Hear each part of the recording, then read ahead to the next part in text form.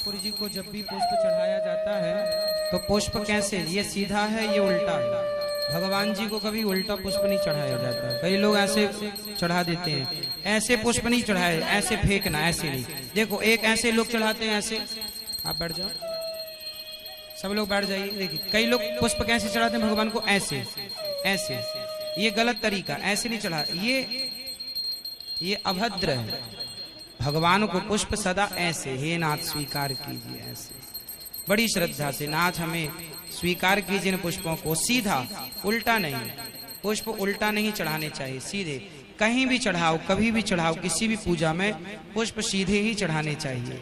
ठाकुर जी की तरफ खिला हुआ पुष्प हो, अब ठाकुर जी की तरफ डंठल होगा, ये होगा उल्टा, तो ये ठीक नहीं है। भगवान की पूजा ना श्रद्धा से, भाव से।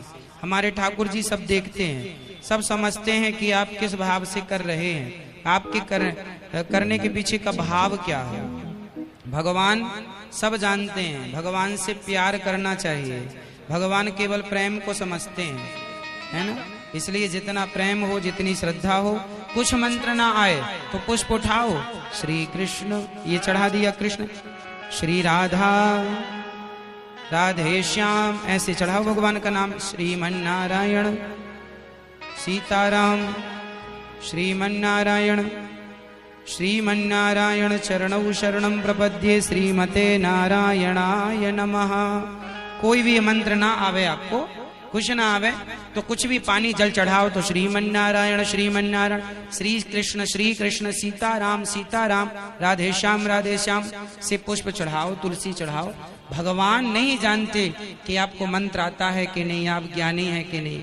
भगवान प्रेम चाहते हैं, आप किस प्रेम से, किस भाव से भगवान को समर्पित करते हैं। भगवान वस्तु को नहीं देखते और ना आपके व्यवहार को देखते कि आपका व्यवहार क्या। नहीं जी, आप पहले भोग लगाएं कि पुष्प, देखो हमने पहले तुलसी चढ़ा दी फिर पुष्प चढ़ाया, अब पहले तुलसी चढ़ाएं कि पहले पुष्प, ये कोई मायना नहीं रखता। जहाँ प्रेम हो, जहाँ भगवान से प्रेम है आपका, वहाँ ये नहीं मायने रखता कि पहले क्या चढ़ाया आपने जो श्रद्धा से दे दिया, भगवान को सब प्रिय है। और भगवान को प्रेम से पुकारा करो। भगवान किसके भूखे हैं, सोना चांदी के नहीं, हीरे मोती के नहीं, भगवान तो आपके प्रेम के भूखे हैं। ये जो प्रेम के दो आंसू होते हैं ना, यदि आपने ये चढ़ा दिया तो भगवान बहुत खुश हैं। और प्रेम के दो आंसू नहीं चढ़ाए, बाकी सब चढ़ा दो, तो भगवान प्रेम के दो आंसू चाहते हैं। प्रेम के आंसू ही हम नहीं बहा पाते, बाकी सब करते हैं, है ना। ये ठाकुर जी का इत्र है। अपने लिए कभी इत्र नहीं लगाना चाहिए, ठाकुर जी को लगाओ, इत्र लगाओ, रुई ये इत्र डाला और ठाकुर जी को ये रुई में इत्र लगाते समय ना, ठाकुर जी को ये देखो अपन ने इत्र लगाया ठाकुर जी को, तो स्वाभाविक है कि जब भगवानों को इत्र लगाएंगे तो अपने हाथ भी खुशबू से भर जाएंगे। तो ठाकुर जी को इत्र लगाना चाहिए, ऐसे ऐसे उनके वस्त्रों में ठाकुर जी को इत्र चढ़ाना चाहिए। फिर जो इत्र ठाकुर जी को चढ़ाने के बाद बचे, ये प्रसाद है, ये प्रसाद आप अपने माथे पे लगा लो, ये प्रसाद अपने हृदय में लगा लो, अपने अंग में लगा लो, ये मान के कि ये प्रसादी है, तो आपका भी शरीर खुशबू से भर गया। अपने लिए इत्र नहीं लगाया जाता, जो भगवान को चढ़ा हुआ इत्र होता है वो प्रसाद बन जाता है। वो क्या हो गया, क्या हो गया वो, जोर से, प्रसाद। तो प्रसादी इत्र लगाना चाहिए। चंदन भी प्रसादी चंदन लगा, पहले चंदन ठाकुर जी को लगाओ, फिर चंदन अपने माथे लगाओ, तो वो प्रसादी चंदन होगा। अपने लिए चंदन नहीं घिसा जाता, अपने लिए इत्र नहीं लगाया जाता, ठाकुर जी को लगा फिर अपने लिए लगा लो, मतलब वही बचा हुआ प्रसादी, तो प्रसादी इत्र होता है वो, है ना। तो पहले तुम ही निवेदित भोजन करही, जो खाओ पहले ठाकुर जी का।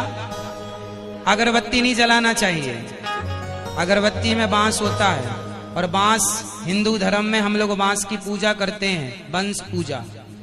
मंडप भी बांस का होता है, शादी में बांस की पूजा होती है मंडप की, वो बांस की पूजा मानी जाए, वो वंश होता है।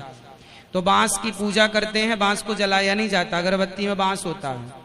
यदि बांस की अगरबत्ती है तो मत जलाओ, दूसरी लकड़ी की है तो जला सकते हैं, वरना सबसे बढ़िया धूप, धूपम समर्पयामि। तो ठाकुर जी का धूप दीप तुलसी से राजी सत्यदेवा। भगवान किससे राजी होते हैं, धूप दीप तुलसी से राजी सत्यदेवा।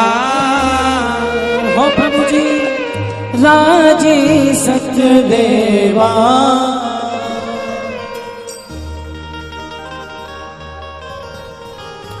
भगवान को फिर समर्पण, ये जो अगरबत्ती और आरती जो हम करते हैं फिर भगवान की तरफ करते हैं ना, ये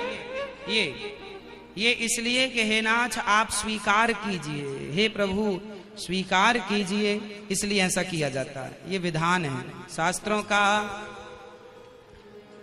है ना। ठाकुर जी की अब ये दीपम समर्पयामी है, पुष्पम है ना। इसके बाद अब दीपम समर्पयामी,